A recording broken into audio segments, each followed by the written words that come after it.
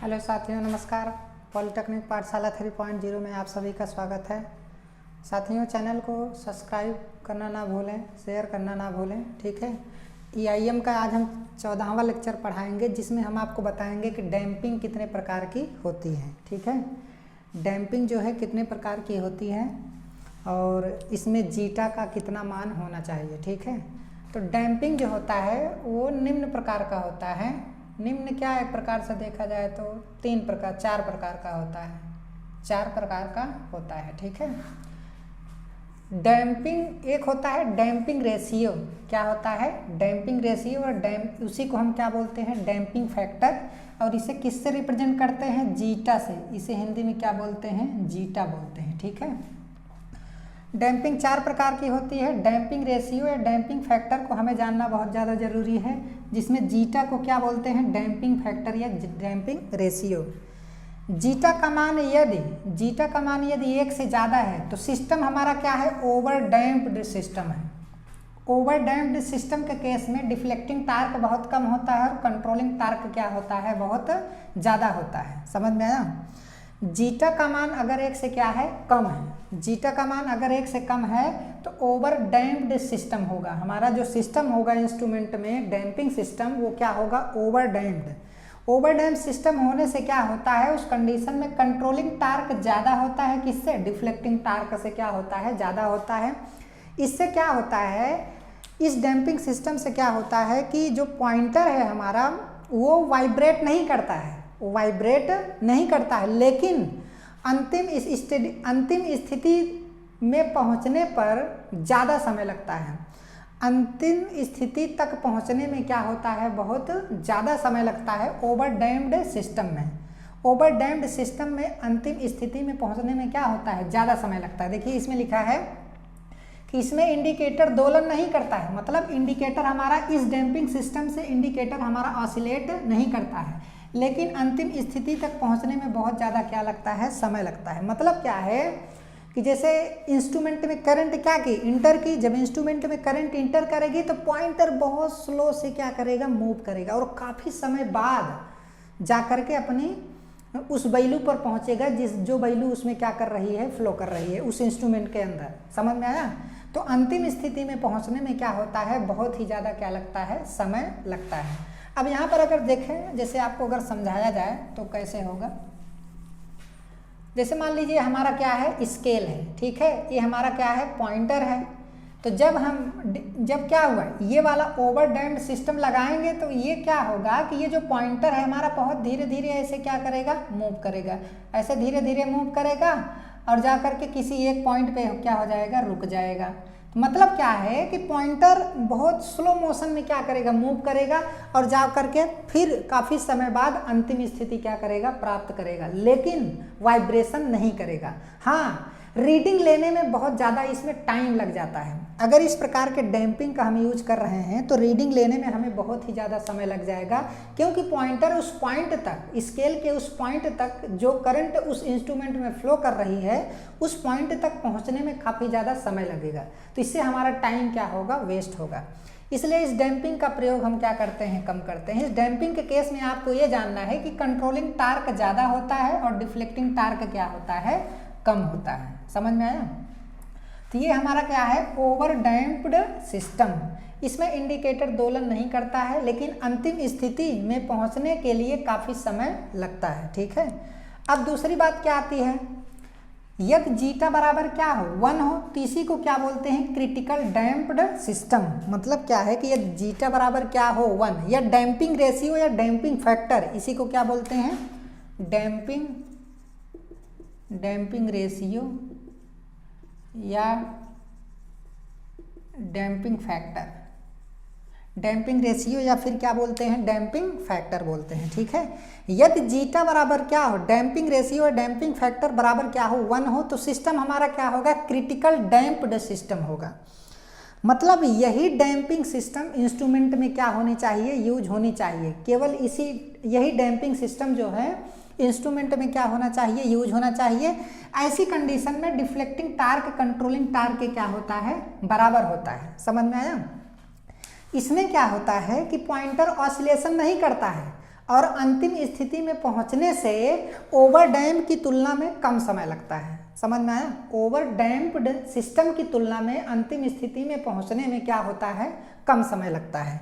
यहाँ पर लिखा है कि इंडिकेटर दोलन नहीं करता है और अंतिम स्थिति प्राप्त करने में टाइम क्या होता है, कम लगता है। मतलब किससे कम लगता है? ओवर डैम्पिंग सिस्टम से क्या होता है, कम लगता है। यदि डैम्पिंग रेशियो का मान क्या है, 1 है। समझ में आया?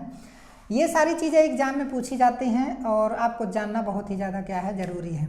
यदि जीटा का मान लेस देन क्या है, 1 है। यदि जीटा का मान लेस देन 1 है तो हमारा जो सिस्टम होगा अंडर डैम्प्ड सिस्टम होगा, अंडर डैम्प्ड सिस्टम होगा। इस कंडीशन में क्या होगा कि डिफ्लेक्टिंग टार्क ज़्यादा है किससे, कंट्रोलिंग टार्क से। कंट्रोलिंग टार्क से ज़्यादा हमारा क्या है, डिफ्लेक्टिंग टार्क। तो डिफ्लेक्टिंग टार्क ज़्यादा है और कंट्रोलिंग टार्क यहाँ पे क्या है, कम है। तो इस कंडीशन में क्या होता है कि पॉइंटर हमारा पहुंच जाता है, अंतिम स्थिति में पहुंच जाता है बहुत कम समय में। समझ में आया? लेकिन क्या होता है कि अंतिम स्थिति में पहुंच करके वो क्या करता रहता है, वाइब्रेट करता रहता है, वाइब्रेट करता रहता है और वाइब्रेट करता रहेगा। और एक स्थिति ऐसी आएगी कि काफ़ी देर बाद, मतलब कुछ समय बाद वो जा करके वहाँ पे क्या हो जाता है, रुक जाता है, तब जाके हम रीडिंग ले पाते हैं। समझ में आया? मतलब क्या है कि यदि लेस अंडर डैम्प्ड सिस्टम में हमारा पॉइंटर जो है पहुँचेगा, कम समय में पहुँचेगा, लेकिन अंतिम स्थिति मतलब रुकने में काफ़ी समय लग जाता है। पहुंचने को अंतिम स्थिति तक पहुंच जाता है लेकिन वहां पर वाइब्रेशन करता रहता है, वाइब्रेट करता रहता है, तो थोड़ी देर बाद क्या हो जाता है, वो रुक जाता है। यदि जीटा बराबर क्या है, यदि जीटा बराबर 0 है, जीटा मतलब डैम्पिंग रेशियो 0 है, तो इसका मतलब अनडैम्प्ड सिस्टम है। मतलब क्या है, यदि जीटा बराबर 0 है तो इसका मतलब सिस्टम में, इंस्ट्रूमेंट में कोई भी डैम्पिंग सिस्टम अप्लाई उस समय नहीं है। समझ में आया?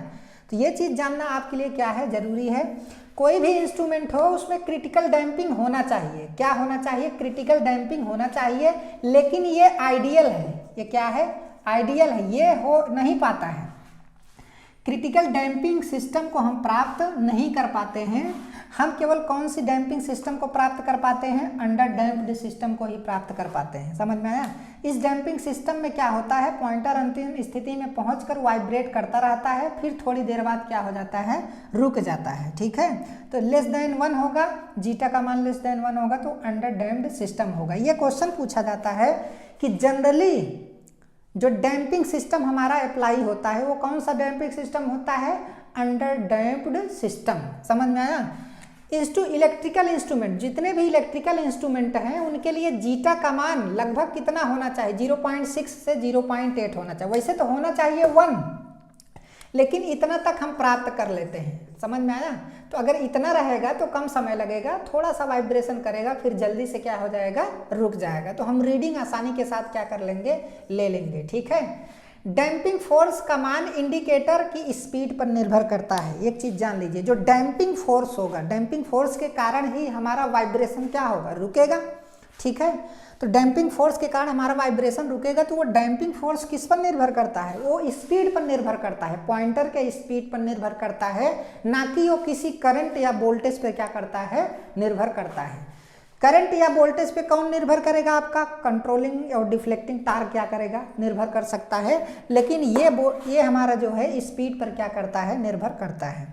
एक डैम्पिंग कर्व होता है, क्या होता है, डैम्पिंग कर्व। डैम्पिंग कर्व जो होता है वो थीटा और टाइम के बीच ग्राफ को क्या करता है, दर्शाता है। तो डैम्पिंग कर्व के बारे में हम आपको क्या कर रहे हैं, बता रहे हैं। ठीक है?